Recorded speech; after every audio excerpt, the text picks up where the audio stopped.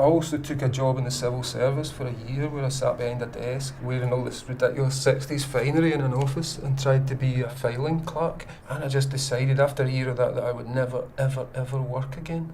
So I decided the only way to do that is to get back into comics and take it really seriously. The band was more fun, but ultimately I realised that the only hope I had of doing anything meaningful was to break away. I think he was only at that stage making his mind up whether he wanted to pursue a career as an artist or as a writer.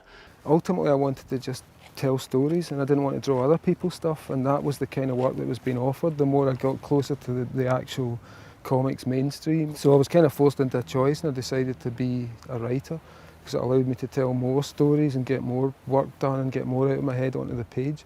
Fortunately at the time the magazine Warrior had just come out, which had Alan Moore's revival of Marvel Man and V for Vendetta. In the early to mid 80s, when Morrison was away from comics, Alan Moore came into the picture, really changed the nature of comics. It took comics in a much darker, much more mature, much more adult direction. I remember reading V for Vendetta and thinking, this is what I wanted to do, this is the way comics should be. So one of the first things I did was go down to see Des Skin in London, the publisher of Warrior. He was such a quiet, unassuming kind of guy when he'd come into the office. He was more like a fan than a professional, you know, very, very shy, very timid seeming. But his work was the absolute opposite. It was totally out there, even his early stuff. I'd taken this story, which was a kind of Kid Marvel Man spec script, and he bought it straight away. So again, it was a really good jump for me. And I thought it was a really nice little 5-pager.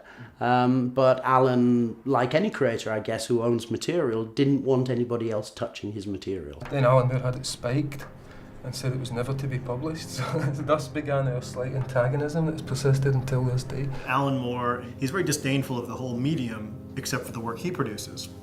Morrison tends to poke fun at that sort of thing. Alan kind of is at this pedestal and Grant just has to poke at him. I kind of get that feeling sometimes. They asked me to continue Marvel Man because Moore had fallen out with everyone in the magazine and taken away his script.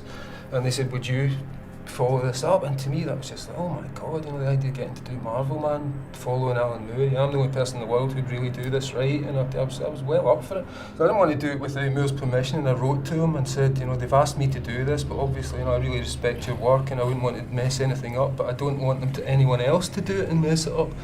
And he sent me back this really weird letter, and I remember the opener just said, I don't want this to sound like the softly hissed tones of a mafia hitman, but back off. And the letter was all, but you can't do this, you know, we're much more popular than you, and if you do this, your career will be over. And it was really quite threatening, you know, so I didn't do it.